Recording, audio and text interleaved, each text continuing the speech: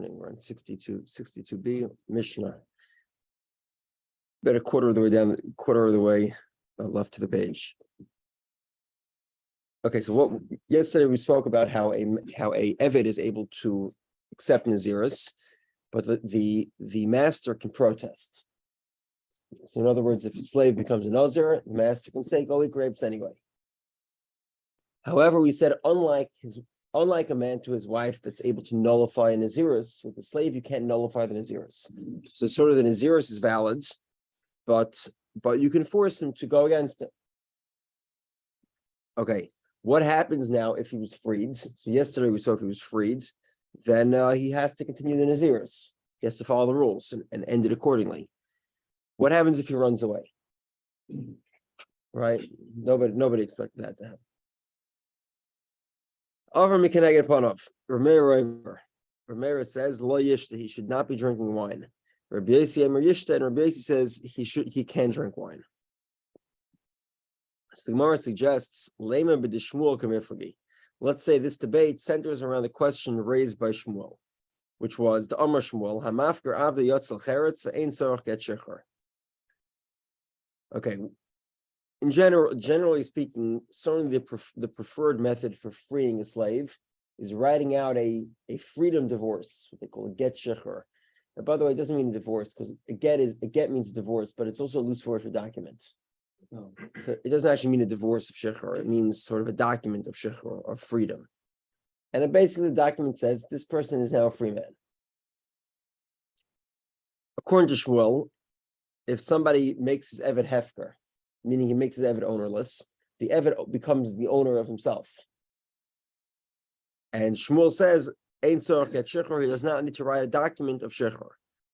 Okay, so Rameir that says he cannot drink as a Nazir, Rameir holds that if he runs away, sort of it's like he became hefker. And you don't need to write a document of shecher. Why? Because he's already a free man. If he's a free man, then he can't drink wine. However, Rabbi Yossi that says that he could drink wine, he holds that he's obviously not a free man, and he's only free when he gets his document of shecher, of freedom. So Gemara says, not necessarily. To Kula Alma Isla the Shmuel. It could be that everybody agrees a get shecher is not necessary. The man that says that he could drink wine, it's because he holds eventually the master is going to come find him and take him back. Right? This is Dred Scott, right? Yeah. And he'll go get him. So therefore, because the master is going to go get him in the free state and pull him back, and then he could drink wine so that he shouldn't become weak. In other words, because he's still obligated to serve his master. Just because he ran away doesn't mean his obligations have been removed from him. The other opinion says, no, we make him stay as a Nazir, we make him live as a Nazir, even though it's true that he's still indentured, so that he goes back to his master. In other words, we give him the consequences of freedom so that he should return. But if he runs away, far away. So then, the truth of the matter is also, you got to be talking about some sort of upstanding Eved here, because nobody's going to know he's a Nazir. If he wants to violate the Torah law, he shouldn't be running away in the first place. Okay. Anyway, it's an honor system. Honorable Eved. Okay. Nazir Shegilach v'Noidelis from top of 63a. Okay. All right, let's begin. Nazir Shegilach v'Noidelai. A Nazir who cut his hair, meaning he included his Naziris, and he ended it by shaving his head. And then he finds out that at some point in his Naziris, he actually became Tomei. So Gemara says it depends on what type of Tumah. Im Tumah Yudua, if it was a Tumah that somebody knew about, then Seiser, he loses his Naziris, he has to restart, he has to go through the purification process and end his Naziris again. However, V'im Tumas Tahim, Ein Seiser. Let's say it was a Tumah that nobody knew about, so then Ein Seiser he doesn't lose his Naziris. However, let's say he finds out. Im Ad Gilach, let's say he finds that it became Tomei before he shaved his head. Benkach ubenkach soiser, he loses his Naziris and he has to restart. So the Gemara explains, Kate said, what's an example? You're a little b'ma'ara. Let's say he became Tomei.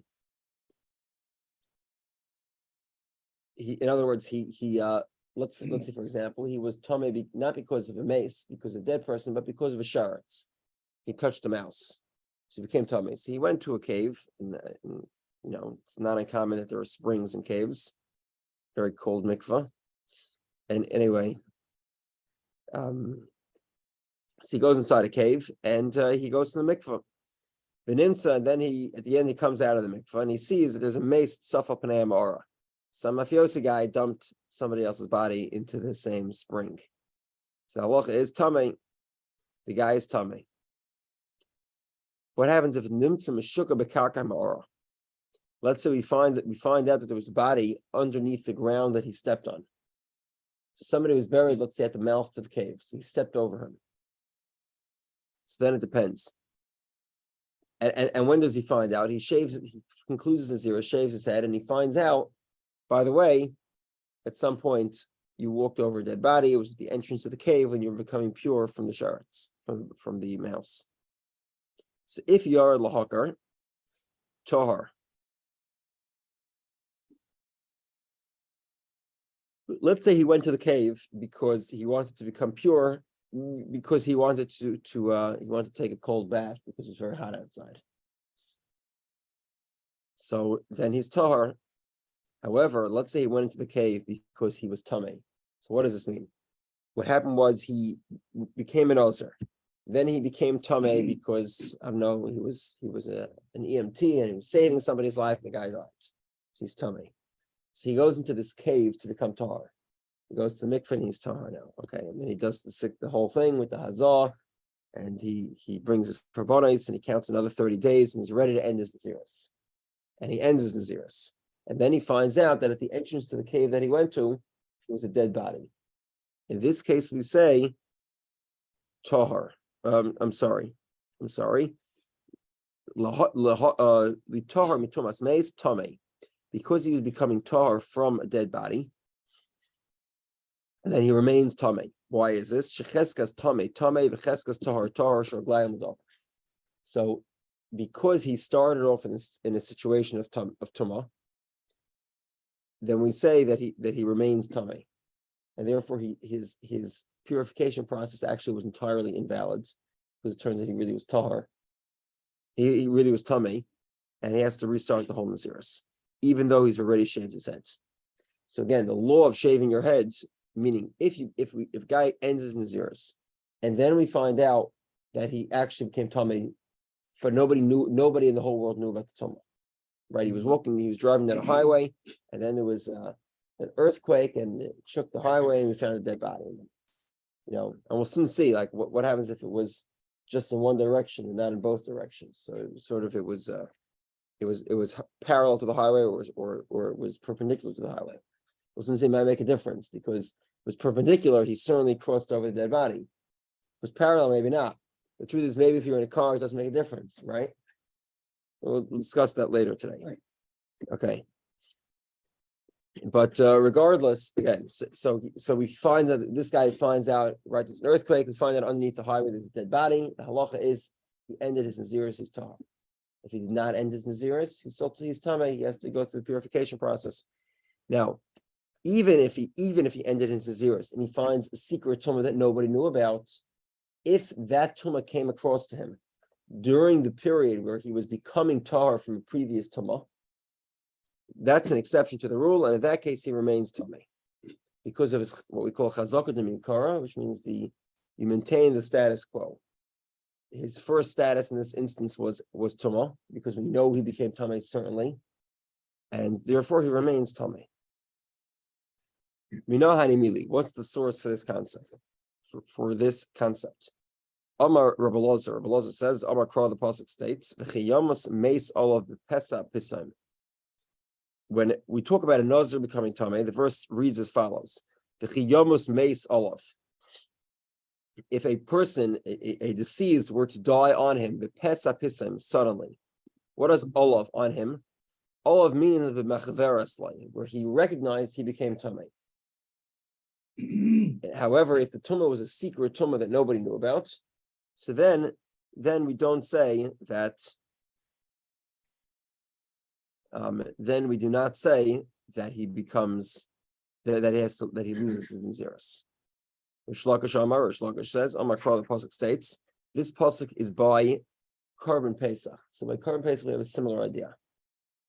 But let's say you brought a Korban Pesach. So how does Korban Pesach work? There's participants, right? You have a little sheep. What does a sheep weigh? I don't know. There's 50 pounds of meat in a sheep.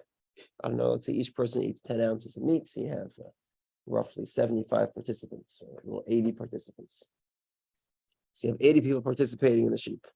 Now, what happened was they brought the sheep, and at some point, so obviously you send a representative of the 80 people, 2 people or 1 person goes to bring the sheep as a sacrifice.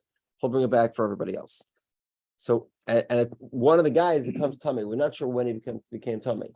Was it before the sheep was slaughtered or after the sheep was slaughtered? And it's interesting that nearly the entire Gemara that we have here is almost identical to a Gemara in Pesachim. It's almost the exact same questions. Yeah. And there are some variations, and Taisus deals with these variations, and Taisus is not happy with the Gemaras don't align perfectly. And Taisus wants to know why, and maybe there are some differences between Nazir and Korban Pesach. So the next makor of the Gemara, the next source the Gemara brings is actually a source of Korban Pesach. So it depends when the guy became tummy. Did he become tummy before the Pesach was slaughtered or after the Pesach was slaughtered? Or what happens if we don't know? Okay.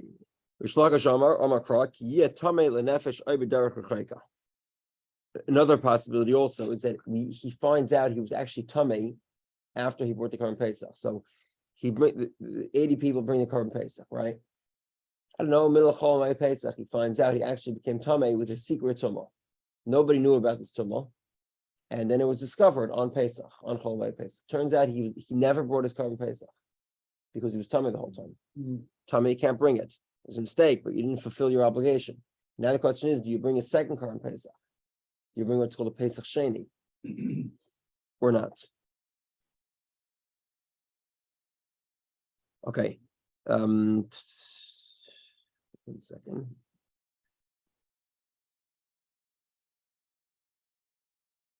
So the qualification for a Pesach Sheni is he became tummy to a person, or b'derech l'chayka means he was in a distance of a long journey, meaning somebody was unable to make the first Pesach. He wasn't able to bring the korban on the first day of Pesach. Okay. So the Gemara says ki derech. The tumah has to be like traveling. Ma derech begola. Just like if you don't make it, you can't make it. Everybody knows that you can't make it for Pesach. They see you, they are not in the temple. So the same thing is true with tumah. A secret tumah, avka begoli. If there's a secret tumah, then you remain tahar, and the Korban Pesach is valid. Okay. The Gemara says, this that we learned. Ezuhi tumas hatohaim. Tumas hatohaim. What is tumas hatohaim? This type of secret tumah. Kol she'enim akiroi echad b'seif ha'olam, where nobody in the entire world recognizes it. Av makir echad b'seif ha'olam ein zu tumas hatohaim. If one person recognizes it, there's no tumas hatohaim. Now, in case you're wondering what type of an example this is, there's an example that's often given in Shas. We actually came across it, I believe, in Yavamis. No, we came across it in Ksubis, where there is an example of this seems to have been common. This seems to have, unfortunately, before modern medicine, Western medicine, stillborns were quite common, and stillborns. Oh yeah. Okay. No, not that stillborns aren't common today. They happen today, but nothing to the frequency that they happened in the past. And very often, if a woman had a stillborn, she would let it go to the side of the road and bury it without anybody knowing about it. So she is the only person in the entire universe that knows that there's a stillborn buried at the side of the road. The Gemara even talks about it. If you have a hill, side of the road, if the hill is tummy or not, because you suspect there's also some sort of disease called Rasan. We discussed that in Ksubis. I don't know exactly what it equals today, where typically men would lose, but also women would lose their limbs, and they had to be buried. And again, they'd often be buried by the spouses at the side of the road at night, and the only one in the world who knew was the one who buried it. So this is not actually so far-fetched that only one person should know of this tumult. This seems to have been, common enough that there's a few Gemaras about it. Okay. Okay, so now the difference here is if anybody knows about it. According to the opinion that says, like that, the opinion that equates it to Korban Pesach, that says that Tumah is like being at a distance from Yerushalayim. Only one person might know. It has to be known to him. Even if somebody knows about it, he doesn't know about it. How does it fill the obligation of, in other words, we're saying that a person died suddenly on him, Olav. Presumably you think the guy is like, he's a doctor and the guy died in the middle of the operation. He knows he became Tumah. Just because somebody knows in Australia that there's this Tumah in Portland, does that mean that he knew when he became Tumah? Presumably not. It would seem the condition requires that he actually know he became Tumah. And not that it suffices that one person knows that there was a Tumah here. V'su, additionally, Hadatanya, this that we learned. Hamaitzi mace mushkav l'rochav v'shel derech. We'll go through this again in a moment. He finds a mace l'rochav v'shel derech, the width of the roads. So the body is perpendicular to the roads, effectively covering the roads. Anyone who travels on this road is guaranteed to have become Tameh by this dead body. The halacha is l'truma, betruma Tameh. If he's a kohen and wants to eat truma, he's considered Tameh. He needs to become pure, cannot eat truma. However, with regard to Nazir ubasias Pesach, tahar. If he was a Nazir, he remained and he shaved, he ended his Nazirus, he's tahar. If he's somebody who makes the Korban Pesach and then finds out after he finished the Korban Pesach, finished eating it, if there was this dead body there, he's also tahar. Ma'ishno, what's the difference between Truma and Nazir and Pesach? The Gemara concludes, Tumas hatohaim Gemara Gemiri law. This is an oral tradition. This law that if you find a secret tumah, the Nazir validly concluded his Nazirus and does not need to repeat. And similarly, it is true with regard to Korban Pesach, that if somebody brings a Korban Pesach and finds out afterwards of a secret tumah that he became tummy from previously, his Pesach is valid. He does not bring a second Korban Pesach. Secret tumah meaning a tumah that nobody knew about. Literally, nobody meaning literally nobody. But he knows it. No. Oh. No, not at the time. Oh, okay. Oh, right. We found out, in other words, at the time, nobody knew about it. And then afterwards, somebody found out. Okay. There was a big rabbi used to say a secret means you tell one person at a time. This is not that type of secret. Okay. Let's continue. If he didn't have a chance to shave his head yet. Okay. Presumably here, what's the critical factor? Shave. The Mishnah gives an example. In other words, we're talking here about somebody who ended his Nazirus. And how does the Mishnah describe ending Nazirus? Shaving his head. Now, as you might remember, that's subject to a debate. If shaving your head is ma'akiv, let's say a guy doesn't shave his head and then he knowingly becomes tamei. Does he need to restart his Nazirus or not? It's a debate. So Gemara says, Mantana, who is the opinion that says that shaving is the final and most crucial step to ending Nazirus? Amar Rav Yechon, Rabbi Lazar, it's the opinion of Rabbi Lazar. The Amar Tegalachas Ma'akeves that says that shaving your head is a critical component of ending your Nazirus. Boy, Ram Rachama has the following question. Now, as we remember, for Rabbi Lazar's opinion, let's say you become Tamei after your Nazirus, before you shave your heads. How many days do you need to restart? According to Rabbi Lazar, it's 7 days. Let's say you became Tamei a day before the last day of your Nazirus, right? Then you need to do 30 days. The rabbis say it's always 30 days. So here's the question. So let's say you have a standard Nazir, 30 days. He became Tamei with a secret Tumah on day number 28. But he found out about it on day 31, and he hasn't yet brought his sacrifices yet. Or in the case of Rabbi Lazar, he hasn't shaved his head. Basar Yediyah Azlina. Do you go based on the time that he found out? The Yediyah Achar Malaisi, and he found out after the conclusion of his Naziris, and therefore it should only be 7 days. Or not? Or do we say we go based on when he became Tameh? The secret Tameh happened on day number 28, even if he only found out about it on day number 31. So the Gemara says, Ulamai, what difference does it make? So I told you the difference. The difference really is lemister to restart Naziris. How many days do you need to restart Naziris? Rava says, Tashma, let's examine it from our Mishnah. If he finds out about the Tumah before he shaves his head, then either way, he loses. Okay. So the Gemara says, "Hey, what's the scenario? If he finds out, in other words, let's say he became tummy on day number 28 and found out on day number 28. Obviously, you lose the Naziris. It's not couldn't have been a situation. That couldn't have been a scenario because that's he heard about it before he shaved his head. Elalav, it must be it must be that he found out after he shaved his head. I'm sorry, after the conclusion of his Naziris on day number 31.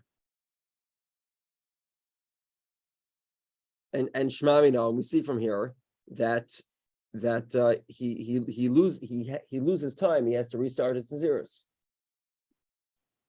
In other words, if he finds out about the secret Tumah after he shaves his head, then he remains tahor. Before he shaves his head, but he found out about it after his Naziris concluded, he still loses. He still has to restart his Naziris.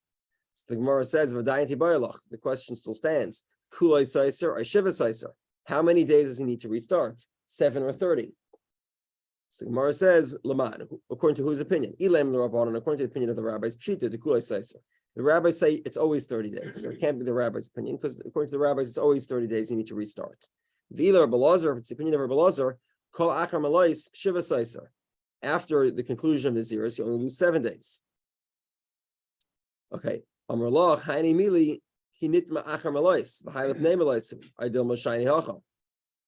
The Yediyah Achar Malaisim. So the question he says something as follows. Okay, so it's after Malais you lose 7 days. Okay, now the question is, but what does that mean after Malais you lose 7 days? Is it because you became Tameh after the Naziris, or is it because you found out about it after the Naziris? But it could be you actually became Tameh before the end of the Naziris.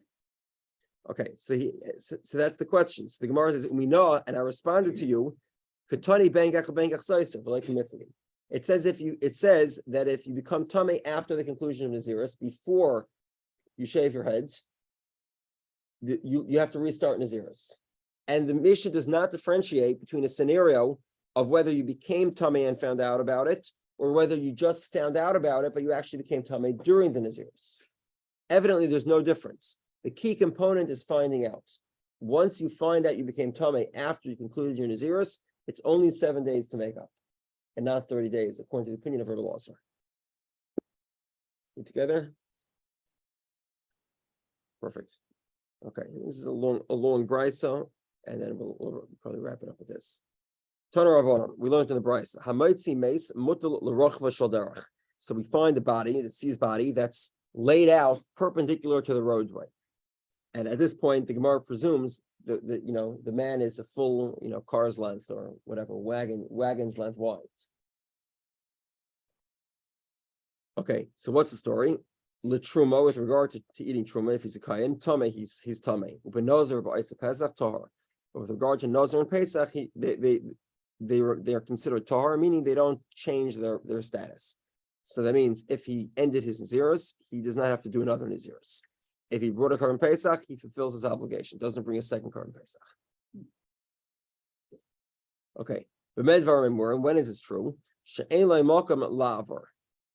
If there is no space to pass without trampling on the body. And obviously nobody knows there's a body there. In other words, sort of the body takes up the full width of the roadway. But let's say there is space in the roadway to pass. Truma is also tar, and we'll learn about this in approximately 1 month to the date. Probably about exactly 1 month we'll learn about this. So we'll learn about the Masechta said it's a very difficult Gemara. Be prepared to find the most difficult Gemara of Saita. The Gemara sources the idea of if we have a doubtful tumah, we don't know, we have a suffix tumah, whether there's tumah or not. If it's in public domain, it's tar. So over here, it's in the public domain. We don't know if he crossed it because because the body doesn't take up the full length of the roadway. Maybe he was at the side of the roadway. So therefore, we presume he's tahar. When's the case? Shematsu shalom. The body was complete. Aval meshuber. If the body was broken, metaphoric, or it was cracked in pieces. Afilu ein makom laver. Even if it was sort of presuming the guy walked in a straight line, he certainly crossed it. Sort of, you have it spread out in pieces across a wide area. Anybody who walks across a straight line certainly becomes tummy. Despite that, he doesn't become tummy because maybe he walked in a crooked line and then he walked between the pieces.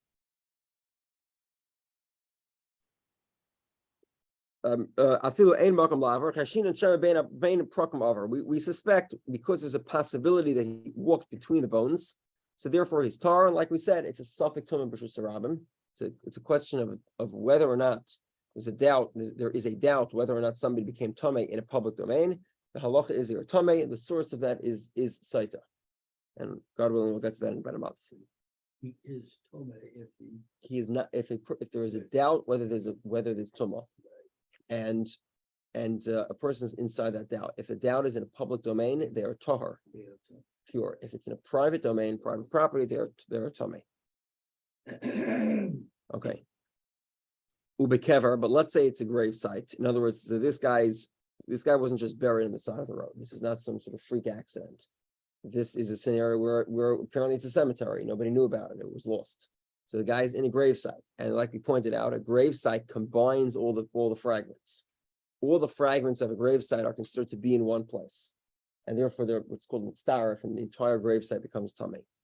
So ubekever afilu meshubim mefurik tamei. He's still the kain becomes tamei neshekever mitzarfa because the gravesite combines it all. But medvarim, when is this true? But mahalach b'raglov, if he's walking on his feet, avol ton ayrachov. Let's say he's carrying a heavy bundle, sort of he's forced. He doesn't have very much freedom of movement. Ayrachov, or he's on a wagon, or he's riding an animal. Tamei, then he's tamei. Why? If the guy was walking on his feet, it's possible that he moved in between the bones and he didn't kick anything and he didn't step on top of them. However, if he's carrying a heavy bundle or if he's riding a carriage or a horse, an animal, it's impossible that he didn't end up touching them. He didn't end up touching the bones or moving the bones or stepping on top of them. But when is this true? But with a secret tumah that nobody knew about. Aval tumah yudua, but if somebody knew about the tumah, shloshtan tmeim, they were all tamei. The ezehi tumah satahaim. What's secret tumah? Kol tahaim literally means depths. The depths. It sort of means that the body was in the depths and nobody knew about it. What's an example? If nobody anywhere in the world knew about it, however, if somebody recognized it, meaning if somebody knew there was a dead body there, that's not called tumas at the If the body was covered over by a pile of rocks or a pile of hay, and nobody knew about it, that's also called tumas tahim. However, if it was b'yamim, if it was in an ocean, ba'afela, how do they translate afela?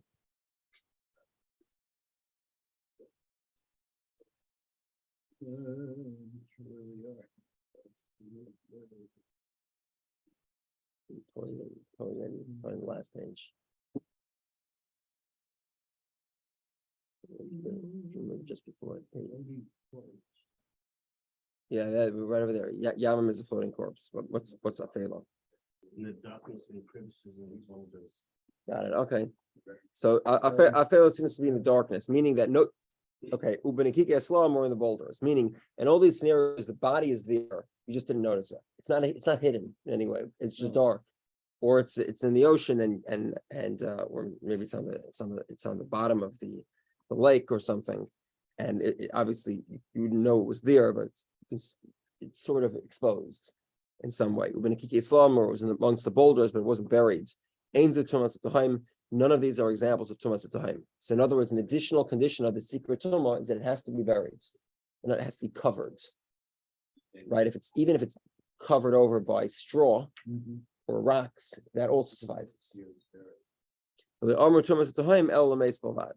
And another point here is tumas etohaim is only for a dead body. Other types of tumah do not have this rule of tumas etohaim. Meaning, if there's a bug. I'm not sure how a bug only becomes tamei with maga or hesed, which means you'd have to actually move it. So how would you do that? I can give you some sort of scenario. Let's say he was walking on one of these hiking trails and these big rocks, something shake a little bit, and there was a little mouse underneath the rock, and everybody walks on the rock, and somebody lifts up the rock and there's a mouse there. So he literally smashed the mouse when he was walking on it. It was buried by the rock. In that case, we say that he does become tamei with assurance. Or if there was some other tumah yaitz go for some other tumah, that would be considered moving or touching the tumah. If it was buried, in that case, he becomes tamei retroactively, and it's not in the category of tumas at time. Okay. If anyone saw to plug two things, since we're talking about karbanis, if anyone wants to hear more about karbanis, you can come to my shir on Tuesday night. All right. Second of all, we'll talk about more what exactly karbanis are all about. And the other